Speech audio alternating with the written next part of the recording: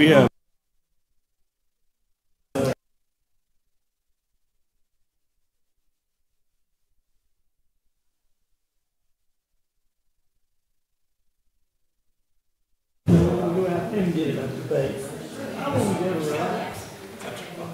We've reached the appointed time to get started back, and at this time, I'd like to ask Laura Jensen to talk about sales tax revenue.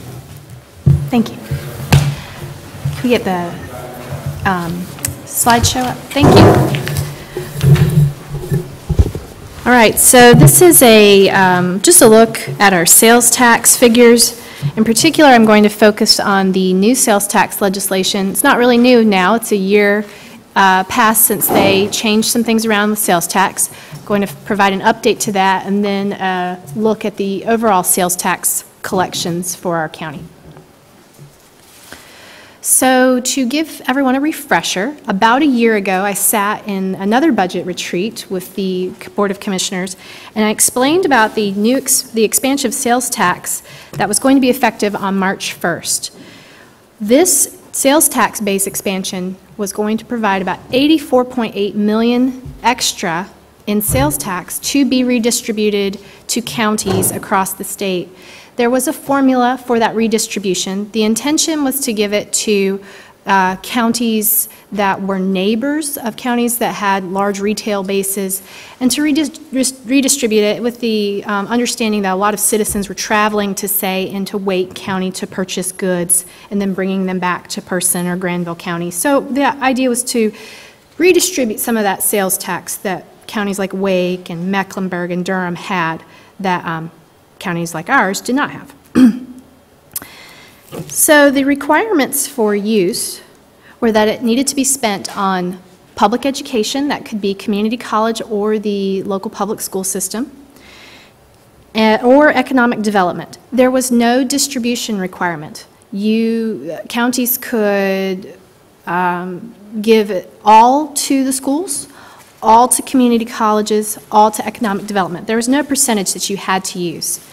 And legislation allowed for supplanting existing funding in those areas. So you did not have to appropriate new money for community colleges, say. You just had to demonstrate that you spent at least that amount of that redistribution on community colleges or economic development or your local public school system. But we did not budget that estimated revenue increase at the time because we had some concerns. Number one, it was an estimate only, given by the state. It wasn't even our estimate, it was the state's estimate. We weren't sure what type of distribution it would take.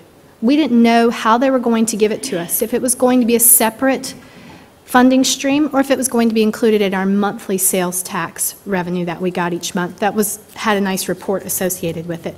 We needed to be able to track that money, and we weren't sure how they were going to distribute it to us. And we had some very valid concerns that the General Assembly was going to amend the use requirements. We were concerned that they would take away the the non-supplanting issue, that perhaps we would not be able to supplant. We had concerns that they were going to say so much had to be spent on education, so much had to be spent on economic development. So a year ago in the budget retreat, we discussed not doing anything with the money at the time. Since so much was unknown about it, we decided to hold back. Let's see what form the distribution took, how much we actually got, and then we could discuss it if we wanted to a year later. So 1 year later, this is how things stand. A year ago, the state estimated that through November, so 1 year ago, the state was going to said to us, by November, you should get $229,000 in this extra sales tax revenue. Except that in reality, we only got about $145,000 through November. So that's a big difference, number one. That's only for the first 5 months. But if you use that estimate from the state versus what we actually collected, we're looking at now receiving 36% less in this sales tax expansion than the state told us to expect a year ago. So it's definitely not the windfall we thought it was going to be. And it turns out that not budgeting the revenue was a very smart move on our part, because we would have, if we had budgeted what they told us, we would have had a real shortfall in our revenue this year and would have had to have done some major cuts to make up for that difference. So now looking at 6/30/17, so June 30th, 17, we are now estimating, the Person County Finance Office is estimating collecting $349,000 versus $550, which is what the state said a year ago that we could expect. And that's a big change.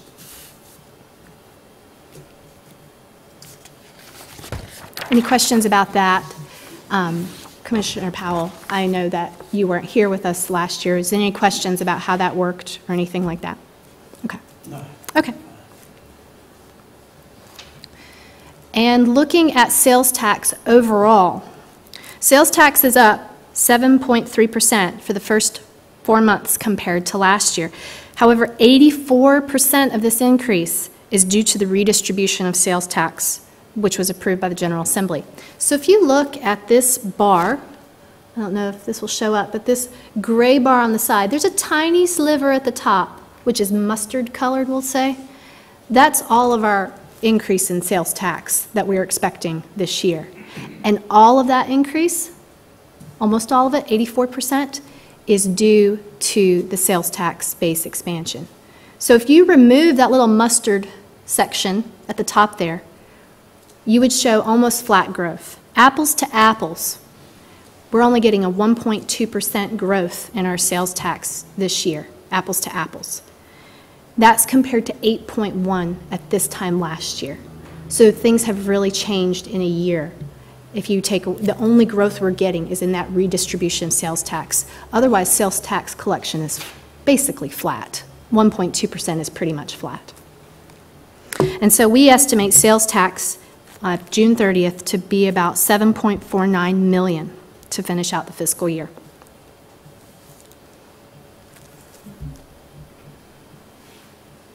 Any questions about that? Okay. So the usable amount of money you're going to use in the budget on this projected figure is how much? Probably will keep it for next year. Considering that things are looking fairly flat at this time, we're not anticipating any growth for next year. I think that would be the most conservative path. Okay.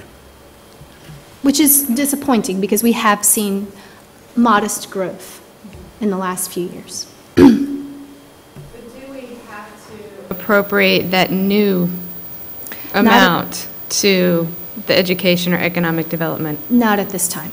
At this time, let it be. we just need to be able to demonstrate that we are spending at least that amount on education or economic development, and we are more than meeting our obligations on that front.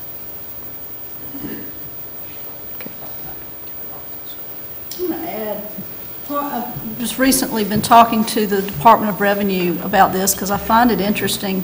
One of the things I noticed recently was that I think part of this distribution, and correct me if I'm wrong, Laura, but I think part of this was they were able to, part of the change was enacting something that would cause some of the, like Amazon, a very big internet online retailer, to charge sales tax so that we could file for that, and that goes to the state of North Carolina, and then of course we get, local governments are able to file for that to get reimbursed. Well, whereas before, Amazon wasn't charging tax, so the state of North Carolina wasn't getting any of that revenue. So one of the interesting things that we saw was that I noticed that Amazon is charging sales tax for items that come directly from Amazon. As you know, Amazon deals with other third-party vendors to get the goods in from them, and then they pass it on through, it goes through Amazon to the buyer. And so the tax, that since those third-party companies are not charging sales tax, Amazon's not passing or not passing that on, and so the state of North Carolina is missing a chunk that I don't think that they anticipated that they were going to miss on that. And so now they're dealing with Amazon about capturing that sales tax even though I think some of the third-party retailers are saying, well, we don't, we're not required because we don't really, some of these third-party retailers, they don't have a presence in North Carolina. That's what has caused North Carolina to actually enforce Amazon to pay the sales tax, because Amazon recently developed a presence in North Carolina. They must have a company or a warehouse or whatever. And because of that, that's what dictates the fact that North Carolina can say, okay, Amazon, now you have to charge sales tax so that we can get a portion of that. But that's not so for the third-party retailers that Amazon deals with. They don't necessarily have a presence here in North Carolina, even though they're doing business through Amazon. And so there's kind of been this interesting dynamic going on between the state and Amazon saying, hey, wait a minute, that wasn't our intention. Our intention was to capture, anybody that does business through you, we need to capture that sales tax. So I think you're going to see possibly some changes with that. I'm not sure what the state of North Carolina is going to do in reaction to that, but I do think that has some impact on the fact that we're not getting what the state initially projected that we would get in sales tax. So hopefully we'll hear more about that. I'm glad to hear your approach of not using that, because as we well can see, what they said to us didn't happen. Right. And I'm not saying that we can't trust the Legislature General Assembly, but we have to approach that, I think, very, very cautiously. And I commend you for doing that. And we've typically always been conservative with the state projections. And that's a good thing. Everybody's situation is different in their local area. And so we've noticed that, especially when it comes to sales tax anyway, before this distribution occurred, sometimes their forecast of what we would get in sales tax would be much more than what we ended up getting. And this is one of those things I think we as a board should, we always seek good relationships with our representatives. But this is a point that we need to make clear with Mr.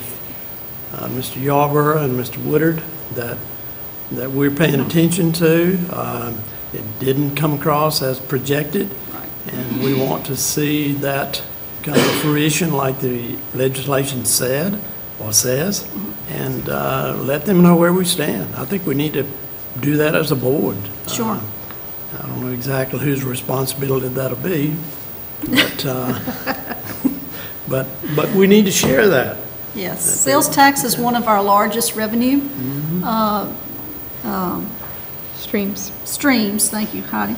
And so it is, when it doesn't come in as we expect it to, it can really change how we plan for the next year, because it leaves a hole. And in some years, sales tax is where you get where you're getting your growth, and in property taxes, you may not be getting growth. So, you want it to come in very strong because it can make up for other changes that are occurring in your county. Unfortunately, what I heard from Russell this morning was that we're not seeing a lot of growth on the property tax side as well. So they go hand in hand, and you hope that one would offset the other, and that doesn't appear to be the case right now. Yeah, I'm not exactly sure. I'm still really puzzled by the fact that we didn't have a lot of, or much of any growth in sales tax. I don't know if it's because they over-projected for that as well. I'm not sure what's causing the flat growth in sales tax. We typically see more growth than that even before this distribution took place. So I don't know if that's a reflection of, the economy and the changing of the president, if that had any bearing, because that happened, of course, right before Christmas, and maybe there was just uncertainty about the economy because of that. Sometimes we do see that have an impact on our sales tax, events like that. So I'm not certain, but I'm hoping to get a better picture of whether we're going to experience any growth after things settle down for the next year. But I could not I would not want to bank on it or estimate any much growth, if any, for next year for sales tax until we know for certain. And I think Laura's last slide up there is telling. We are not to the point of where we used to be prior to, the recessionary levels. Our spending might be, in our needs, but the sales tax is not trending in that same, at that same level. Anything else on sales Observations, tax? All Okay. right. Amy? This presentation that I'm going to give to you is very similar in format to last year. I know Commissioner Powell wasn't with us, but actually, you may have been here. He was in the audience. So you are going to be familiar with this format. Okay, let me see. How do you going to take care of it for me? All right. Okay. So this is going to be sort of a fiscal review of revenues and expenditures, and I'm going to talk about some capital projects. I'm going to talk about debt service. Let me see that next page. So this gives you sort of a summary of what I'm going to go over. I'm going to provide a brief snapshot of where we are fiscally at mid-year compared to the same time in the year before. As you know, comparing mid-year revenues and expenditures is often a good measurement of how you are doing fiscally, as well as a potential indicator of where things might fall at fiscal year end. I'll include a very rough projection for fund balance levels and where that might fall at June 30th. We're also in a better position to reveal dollar impacts from capital improvement projects, since these requests were submitted by all departments and agencies on January the 17th. And we'll also provide the current status of some major capital projects that we have coming down the pike. I'll briefly touch on possible impacts to our debt service costs for next year. And in conclusion, I'm going to highlight some of the primary trends we're seeing now and projections going forward. This is intended to be a very informal discussion, so please stop me if you have any questions or if you just want to generate some discussion. All right, let's look at revenues as we've been talking about a little bit. This is a comparison of overall revenue collections through December 2016 compared to the revenues through December 2015. So we're just we're comparing a 6-month period for both years. And we're going to look at some major factors causing the variances between these two. If you look at that very bottom right-hand corner number, that percentage that says 0.1%, we're basically seeing a flat trend in revenues between both years for the 6-month period to the point where it barely calculates a percentage change. So if you look at the difference between the 2 years, you're looking at $46,000 out of almost a $36 million actual cost. That's barely making the radar. However, there are some large variances between each category that offset each other to provide this minimal difference. As with last year's summary, you're going to see 5 categories of revenues. We're going to report the largest increase in the current year for ad valorem taxes by $160,000. Thank you, Russell. It's my understanding that overall levy collections and the DMV revenues are slightly up, and the collection rate is looking to be in line, if not slightly better than fiscal year 16, as he's already talked about. I'm going to move on to other factors because he went over that thoroughly, but we're glad to see some growth in collections, at least for the current year. The difference in sales and other taxes is the net effect of an increase in sales tax by $173,000. Of course, now this is a 6-month period, so this is comparing 4 months of sales tax from one year to 4 months of sales tax in this current year. That's not a lot to go on, but I'm just telling you that is what we're seeing for that. For the 4 collections, is we're seeing about $173,000 increase, and most of that is due to the fact that we've got this new distribution happening that's causing that. Like Laura said, we're not seeing much growth in that. That's not due to growth. We're also seeing offsetting decreases in register of deeds excise tax by $93,000 and a decrease in occupancy tax by $33,000. These 2 items are part of other taxes in that category. The we'll go back to the sales tax increase, is showing about a 7% increase.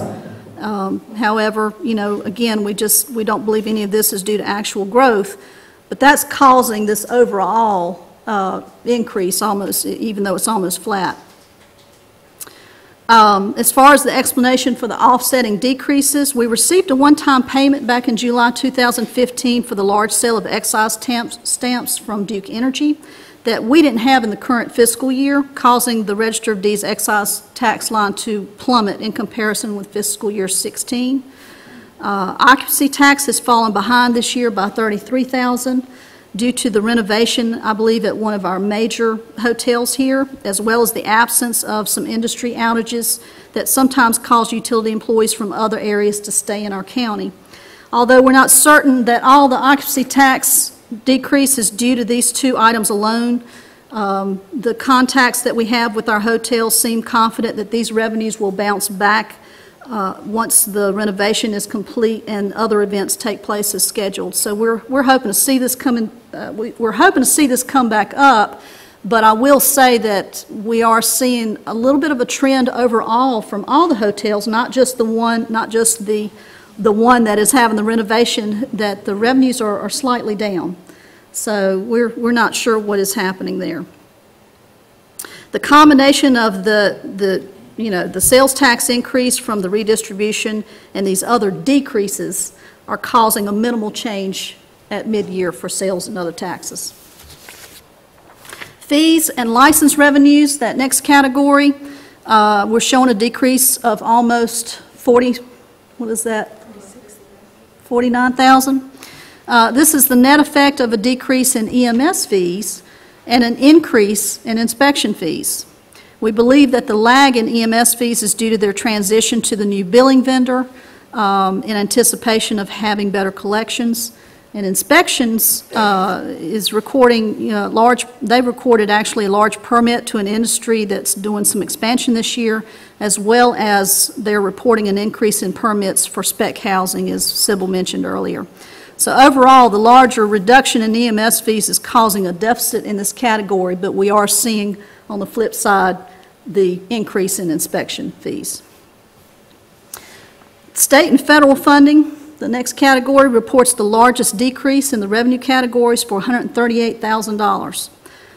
Most of this is due to a decrease in the transportation grant of $171,000 from a lag in timing of when these expenditures were submitted to the state for reimbursement, as well as a reduction in state-allotted funds for the Rural Operating Assistance Program, or what we call the ROPE grant.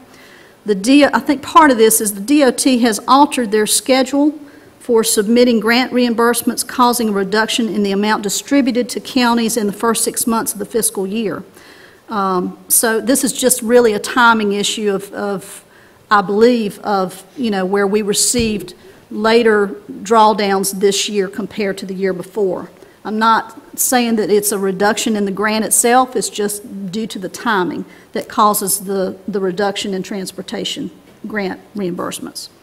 Other decreases actually show up in health grants, the Very Important Parents, or VIP grant that we call, and then the Law Enforcement Center Restricted Fund revenues.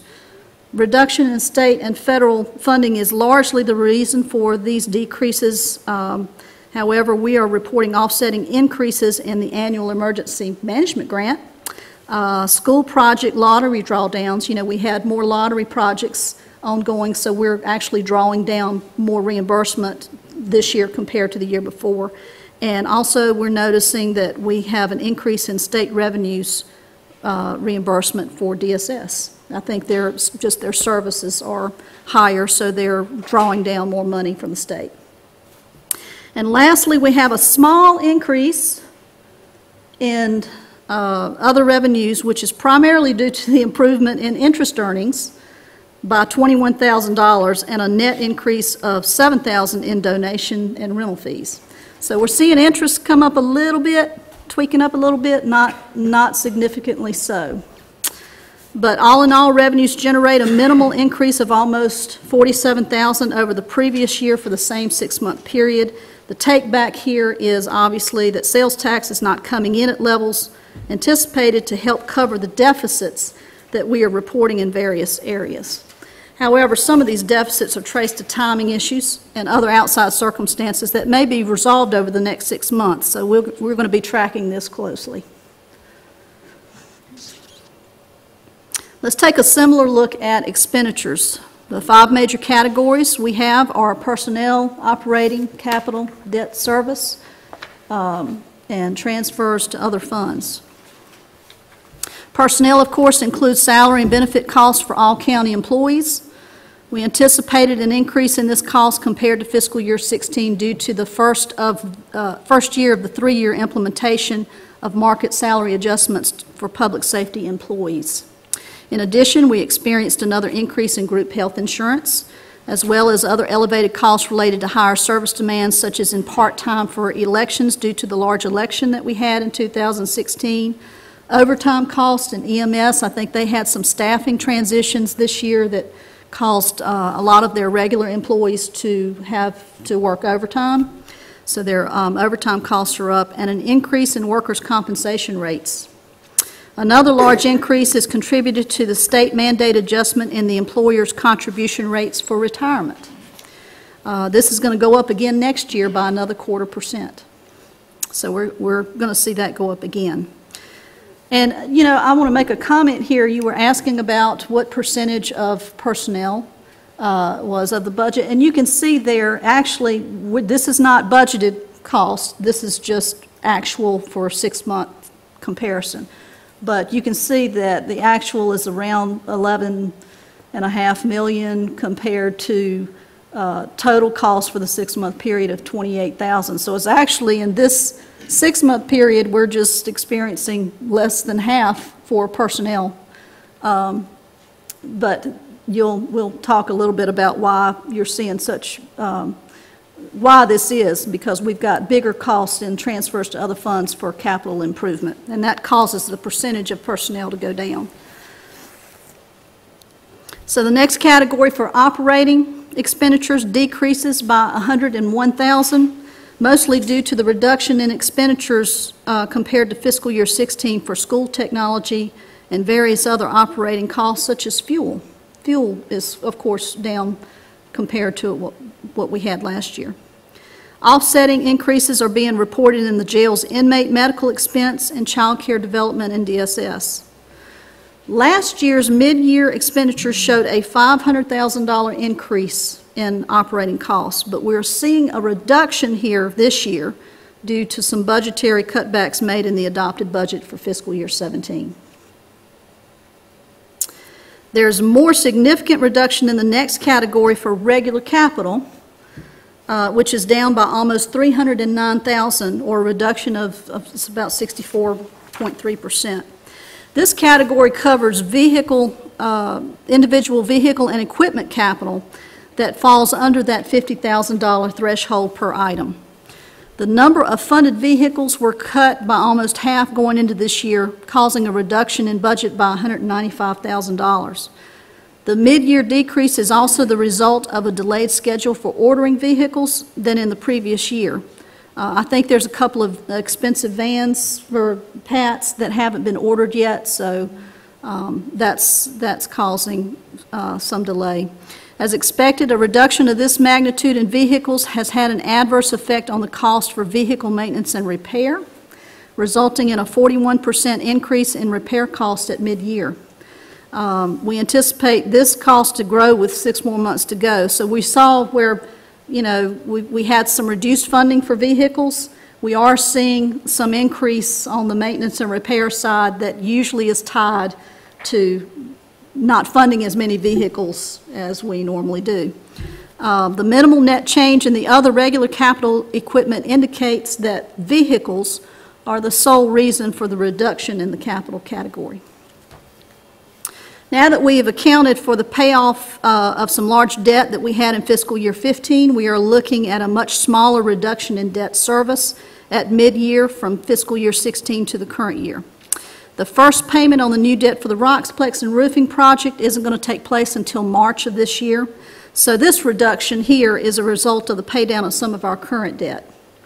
As I'll share with you in a later slide, we anticipate that this category in particular will dramatically increase in next year as new debt is incorporated. So I'm going to talk a little bit more about that here in a minute. Our largest change occurs in the next category for transfers to other funds and is the primary reason for a projection of a decreased fund balance level for the current fiscal year, and I'm getting ready to share. At mid-year, we are reporting an increase of almost $1.2 million, which is the result of a large increase in CIP funding this year over the previous year. This is causing the overall increase in expenditures to be up by 3.7%, or just over $1 million. If you take the revenues total minus expenditures for the 6 months through December, we're going to report a deficit of almost $970,000 down there at the bottom. Last year at this time, we reported a net increase of $150,000, which was ironically consistent with the slight increase we reported in fund balance at fiscal year 2016. So if we apply that same methodology to calculating the impact on fund balance for the current year, the indication will be that we will have a large drop in fund balance, because you see that minus $969,000. Sometimes that's an indication of which direction your fund balance is going to go. This deficit at mid-year is basically the result of a large decrease in expenditures with very little change in revenues. Part of this, it's not just the fact that we have this increase in capital improvement, but we had hoped that our revenues would come in to help absorb some of this increase in expenditures that we had, and that didn't happen. So therefore, we're looking at a net reduction after 6 months of about $970,000. We're hoping that this deficit amount narrows between now and June to help minimize the anticipated drop in fund balance.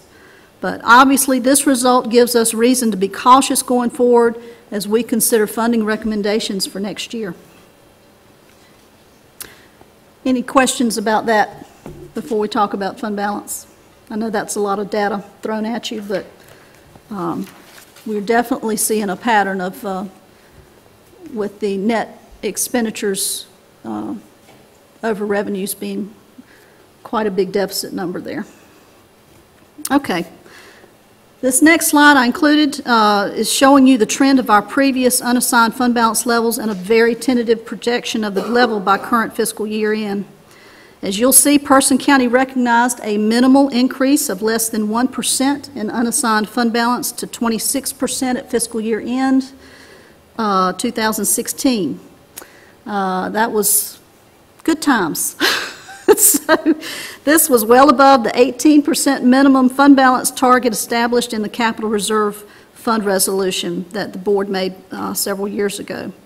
The deferral of pay-as-you-go capital and application of debt in the prior year caused a much-needed boost to fund balance, which was right around the minimum target in fiscal year 14 of this 18%. However, we are looking at the potential of another reduction close to the levels recognized in fiscal year 14. I've tentatively projected it going down to about 20% unless revenues pick up the pace between now and June.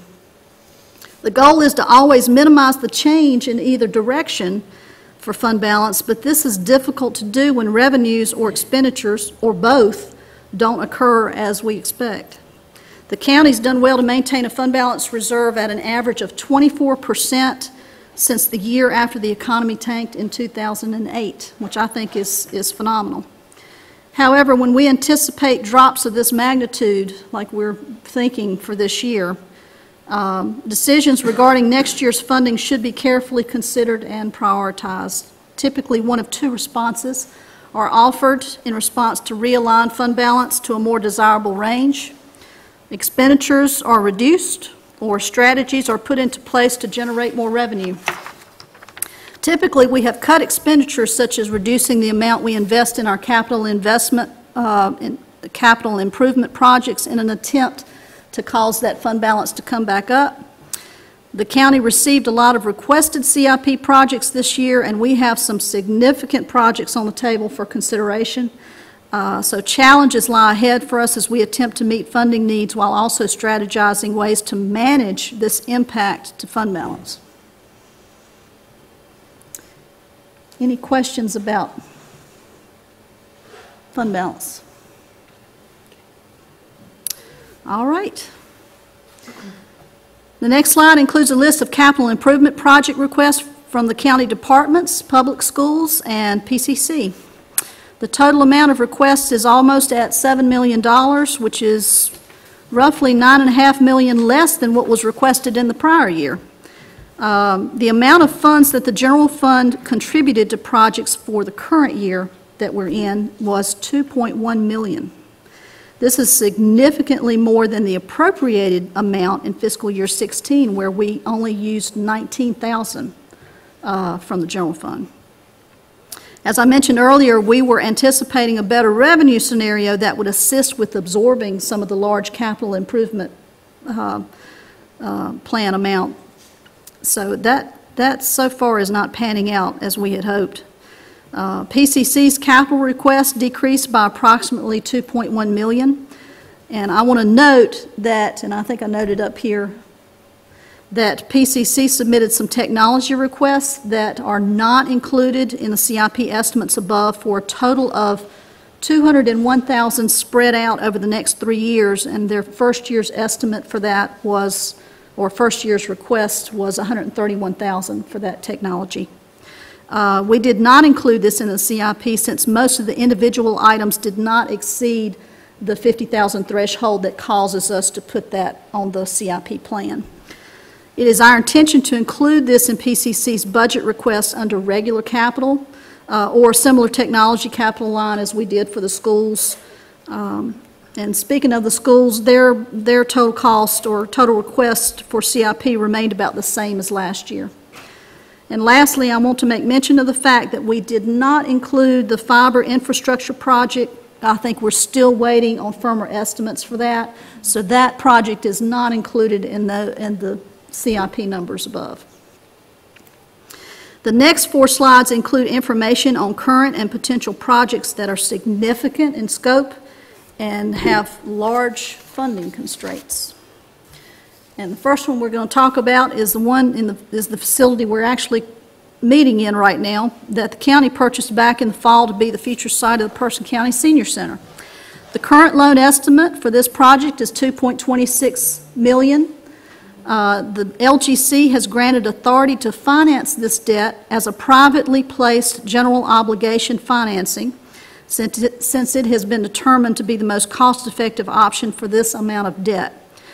And I'm going to tell you the significance of this. The freedom to finance the project this way exempts the necessity of having to issue official statements, which is an enormous reporting task typically associated with GO debt issuance. The LGC has agreed to allow us to proceed with this financing as a regular private placement debt, which is typically the type of financing we do for any project that we have or have had. And they're allowing us to do this because this amount of issuance is small compared to average GO debt that many other counties issue, and the fact that this would reduce issuance costs to the point that it actually became the more cost-effective method of financing.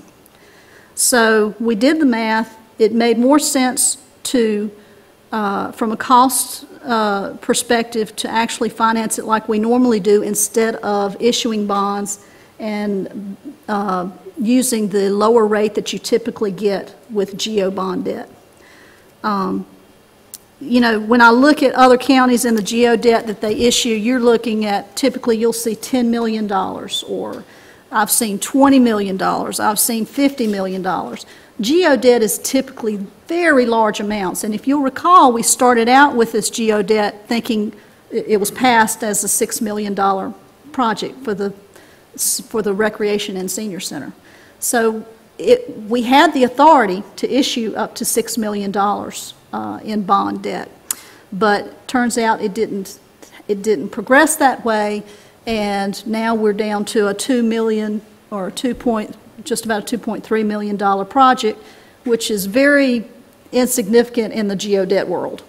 So when you measure that and you look at the cost associated with doing a GO type of financing instrument versus a regular bank loan, private financing like we normally do, the cost for issuing, the administrative cost for issuing the GO was so high that it didn't make sense from a cost perspective to do it that way. And so therefore, we had to get permission from LGC to proceed with it as a regular loan because we wanted it to be a less costly solution, but it's also less costly in that we don't have to do these large reports for the GO debt. That's going to take a lot of the attorney's time, which causes our issuance cost to go way up. Next year's projected debt service payment for the senior center loan is $230,000. However, this could change depending upon the responses we get from lending institutions to our request for proposals.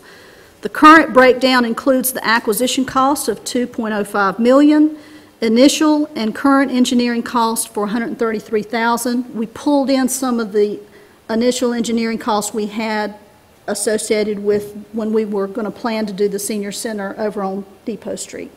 We're able to capture some of that because those were planning costs that we can include in with the project. Renovations for $40,600 and the issuance costs for about $32,000. We anticipate submitting RFPs for the financing on February the 21st, and we'll soon be sharing a financing calendar and submittal of financing documents for this project with the board. Any questions about the senior center project? Okay. Everybody on the board is familiar with who the LGC is, the Local Government Commission. They look over our shoulder. They Since do. the 30s when the counties went bankrupt. So they watch what counties are doing with their money. And we have to get their permission and authority to issue debt. So that's a good thing. We want that level of, we're lucky to have that kind of oversight in North Carolina, and some states don't. And roughly what part of that $133,000 for planning and engineering came into play from the previous? From the other? I want to say most all of that did, because we didn't have any engineering costs associated with this site. Right, okay. And we don't have to pull that in, but if we don't pull that in, we have the ability to pull that in. And so to me, it made more sense to do that rather than for us to absorb that cost, given the other cost constraints that we are already having. Conception we've heard in the community about wasting $300,000 on studying the previous site. You can see that the actual cost is $133,000, and that was to determine whether or not the Depot Street site was viable. That was the reason for my question. That's a good question. The next large project is the Public Safety Communication System Upgrade and Broadband Project, which I like to call the Towers Project because that is way too much to say there. I'm going to actually turn this slide and the next slide for the fiber installation over to Sybil. She's actually been more heavily involved in these two projects, and she's better equipped, I think, to bring you up to speed. Okay. So as the first bullet states, if you'll recall, you set aside $100,000 to complete the environmental studies. And those environmental studies are really more like the permitting and planning piece of this project, which is kind of what we had called phase one. We are pretty much done with that. We have one missing piece, and that is an agreement with the city to use the tower that they purchased at the 911 center to put our equipment on that tower. So as soon as we get that, our staff is ready to go on their end in terms of writing the RFP and getting the construction bid amount to Amy so she can begin the financing. The state has completed the Mount Terza Tower. We did all of the planning and again, phase one piece of that, and they did the phase two, which is the construction, and that is done and is online. This project also includes funding for the radio equipment, as you recall. Again, about $500,000 of that is for the VFD radios. There's another I believe, around 500,000 set aside for the other public safety departments to have radios as well. And as is stated in this the slide here, we're aiming for April, but again, we need a document in hand from the city stating our ability to access their 911 tower before we're ready to move forward with construction RFP. So what has been the holdup for the city to give us that? Because, I mean, these fire departments have been asking me for 6 months, Yes. where are their radios? I have been in constant contact with Brooks. Heidi has as well. We have been asking them to provide us with an estimate and to discuss that. So, You'll recall that we did our own study of what it would take to bring that tower up to par. Right. The city did not feel comfortable with our estimates, so they went out and got their own study done. By the same consultant, correct? Yes. And they just presented those numbers to council at their last meeting. You saw that in the paper. And it did not include the foundation work that was necessary. So it wasn't a true cost of what it would require to bring that tower up. So now they're going back to their consultant to get the cost of the foundation, and then Brooks says he'll be able to bring an ask to the county for what part of that we would like to share in.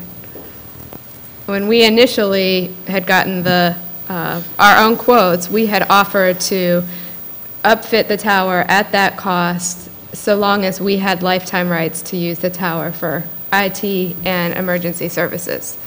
And now I'm not sure where we stand. It was around, I want to say it was around 180, 200. I was thinking about 190,000, somewhere in there. But, we compared that with the costs of building a brand-new tower, and, we came out way ahead, of course. So we would still be willing to partner, but this has really set the project timeframe back quite a bit. Sure. Yeah. I got a question. You said the tower at Mount Terza is complete. Do we have any idea that maybe some of the phone companies want to locate on that tower, and can they do that? They cannot. That's a state-owned tower, and the state does not allow private individuals to. Well, that's sad for that region down there, because that's the area of the county that doesn't have any cell phone service. Yeah. They receive federal funding, and they're not allowed to use towers that are funded by the federal government to generate revenue. They'd have to start giving that revenue back to the feds, and they don't want to do that. So. I hate that. No such thing as a waiver. That's terrible. Any way to work with them, any way to request it? I've asked, and they're not willing to open that can of worms. Okay. Just so you know, we did relax some of the rules on cell tower, individual and private-owned cell tower rules, and we have seen some positive move in the direction of commercial towers and their ability to go up. So maybe they'll see a need and move in. And we will. This area down there is not served, a great big area.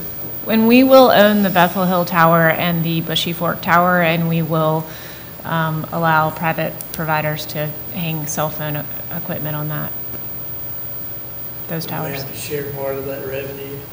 No, because we'll own those outright. Except Bethel Hill, except for Bethel Hill. Yes, we will need to share that. Right, Thank you. but the others, right. Yes, the others will be ours, though. The fiber project, you all, have the latest information on that.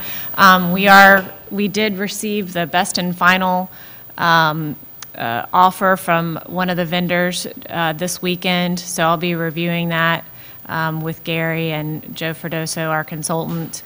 Again, as Amy mentioned, this is not in our CIP. The cost estimate is uncertain at this time. We did put $150,000 in our CIP last year. That was to cover the consultant cost that is paying Joe, and then also to fund some of the cost of wireless should we choose to implement that, and that's still up in the air. We did want to let you know that Stokes County, which is we have discussed with Joe in terms of a potential model for deploying fiber. They did receive $250,000 from the General Assembly to begin their project, so I just wanted to put that on your radar. You know, we've mentioned that we don't know how we're funding this, but that might be an option. So if you would like to contact your representatives, our representatives, please do. And that's it. If you have any questions, I'll be happy to answer them.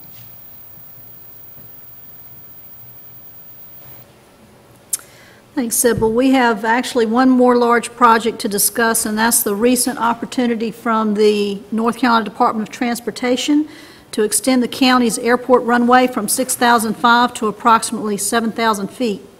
This would also include the construction of an adjoining taxiway and the relocation of Cates Mill Road, which would be affected by the extension. This is a project that we've actually had on the DOT's radar, but it's been pushed up on the priority list that may force you to make a decision by June as to whether you want to commit moving forward.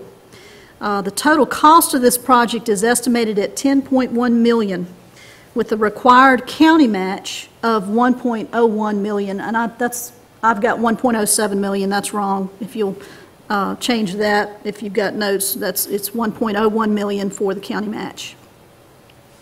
Our General Services Director, Ray Fashee, will be meeting with various folks in late spring, early summer, and should be able to fill in with more details on the DOT's prioritization process. The construction phase is forecasted to begin as early as fiscal year 19. Obviously, this project has significant economic potential. According to Stuart Gilbert, our Economic Development Director, the county's airport has a total economic impact of almost $68 million in annual output, providing 100 direct jobs and a total of 220 jobs. The proposed extension is a great benefit for future economic development recruiting, and it does allow a much greater positive annual impact to the county in both jobs and economic growth. However, the local match is it's a difficult amount to plan for with already expected funding constraints. That's a large match. And it will potentially need to be designated and set aside as early as June of this year if the board decides to approve moving forward. So unfortunately, maybe have to... One time set aside, or could it be, okay, it can't be... No, you spaced can, out? well, from my understanding, and I'm hoping to find out more, I think, from Ray. He's actually sitting in the audience there, but I'm hoping to provide you some more information that will give us a little guidance about whether we need to designate all of that up front, or will we have time to reserve, you know, some at a time. Unfortunately, if they're talking about construction in fiscal year, what did I say, fiscal year 19?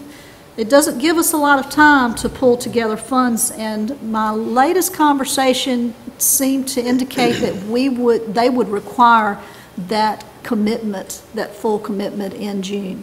So that causes us to have to set aside a very big amount, but you know, it could be that they strategize another option for us, and I know that Ray's going to be having several conversations with them. So hopefully we'll have more to share with you soon about that. Did you want to add anything? So far as that we'll have to have the, it looks like if everything goes through, we'll need to commit the money by June, but I've also asked them when we actually funding have to be there, and their DOT is supposed to be coming back with an answer on that one. So it could be 12 months, 24, something, whatever. Could be. Yeah, okay. All right. All right. The next slide is a summary of our debt service costs going into fiscal year 18. This is, yeah. One thing about that airport thing, if this region gets we get left on the short end of the stick with the Department of Transportation most of the time, and airports get a priority because they get federal and state money. And if you look at our airport and you look at Vance Granville's, which is the next closest small one, we way light years ahead of them, and you know we need. We're typically not Keep placed at that the up, top. but I thought it was interesting that our airport got that funding for the region, and that was because of the district folks in Durham, I think. And were I think impressed some with of it's that. due to Mike Cirillo. I think he, before he left, I think He he negotiated hard with them about getting this on the plan, and they have moved it up, and it's here, so we're going to now have to decide if we're serious enough and we want to move forward with that. Tremendous asset to the county, especially from an economic standpoint.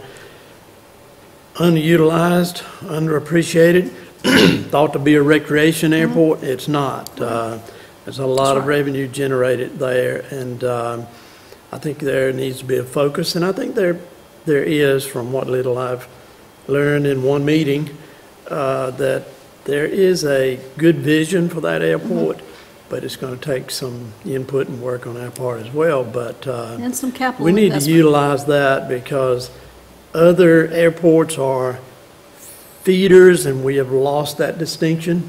What's that word? For RDU relief or whatever that is. We don't have that now. We need to find out why and get that fixed. But it's an asset to Person County. It was the length of the runway and the ability to have a Did they ever say de-icer. that? Was that the Yes. reason? We asked DOT why They we were didn't- moved from reliever status, and we never got a Didn't concrete get an answer. answer. It was just a lot of That was the subjectivity, two and that things made I her a heard. real big part of it, but we never really heard back from them.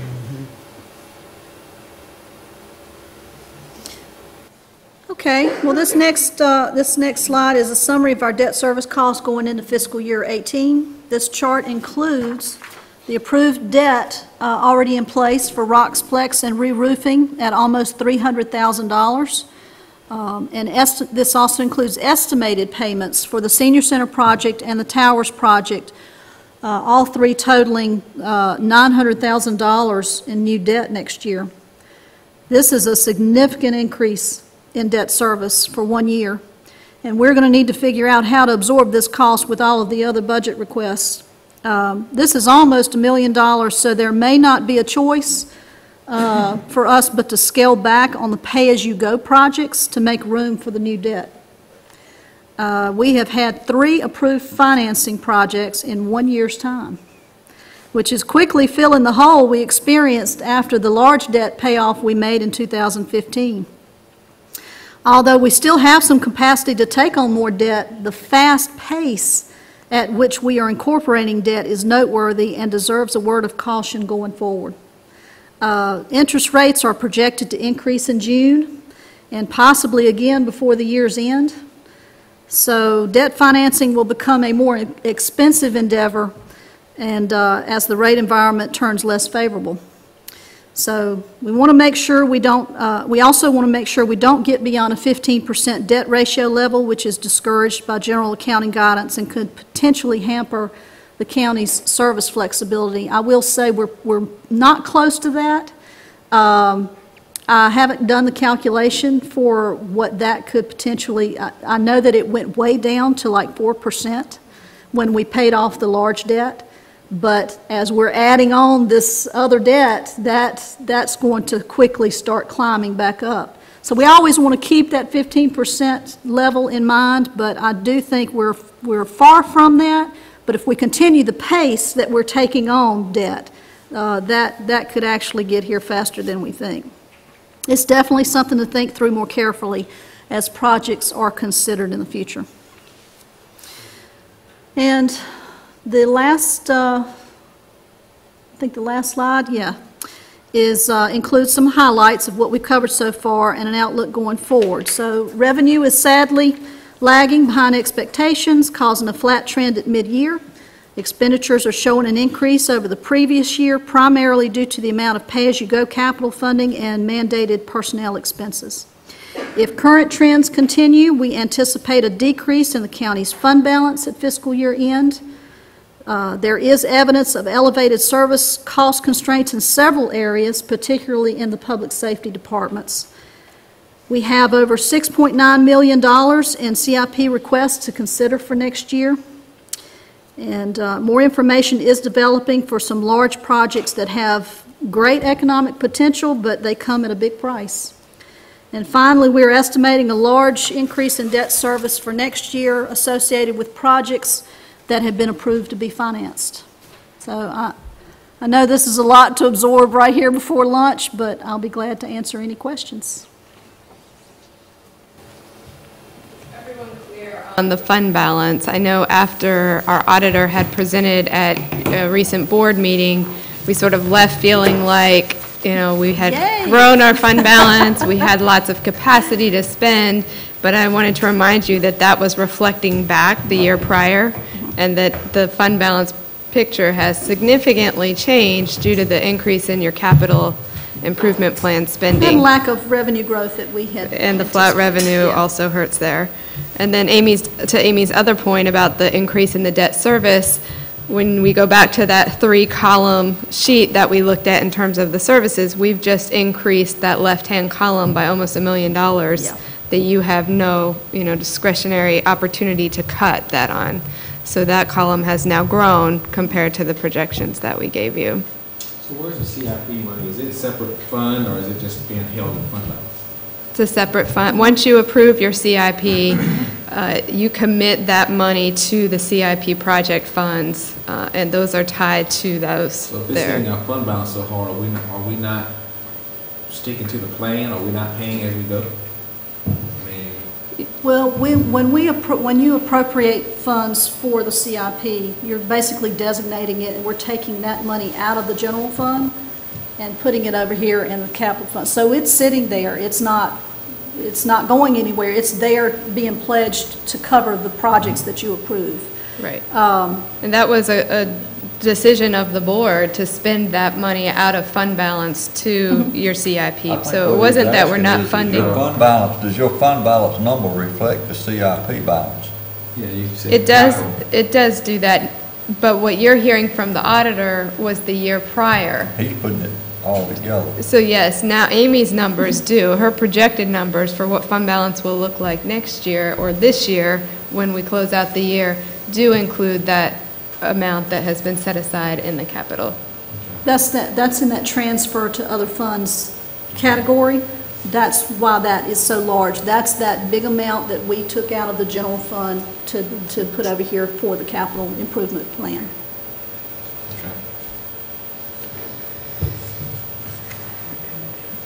I had one other thing to follow up on. Chairman Kendrick had asked about that third column on the chart, if we were to do cuts to just the discretionary services, what that would need to equate to, and Sybil had run those numbers. We would need about a 3.3% reduction from those services that were in your far right-hand column for the 1 penny, equivalent for the VFDs. It just sort of gives you some idea. But don't forget that the middle column also has discretionary funding too, not just the one on the right. And we talked about those being sort of small, leaner on the right. I just happened to look at Veteran Services, a budget of $15,000. I mean, we're not talking about a capacity to reduce that by 5% and continue to provide, 3 days a week service to veterans. So pretty limited in that right-hand column, but you could include the middle column, which had significantly more services in it as well. Any other things you'd like us to bring back for discussion? Any other questions before we end that? So we're pretty close to following your time allotted on the agenda. By iPad here, we're at 12:04. Is everybody okay with being back at 1 anyway? So Yeah. 1 hour lunch break, meet So back here. Recess for 56 minutes and be back ready to go. That works. I didn't think of that, but you're right, you're exactly.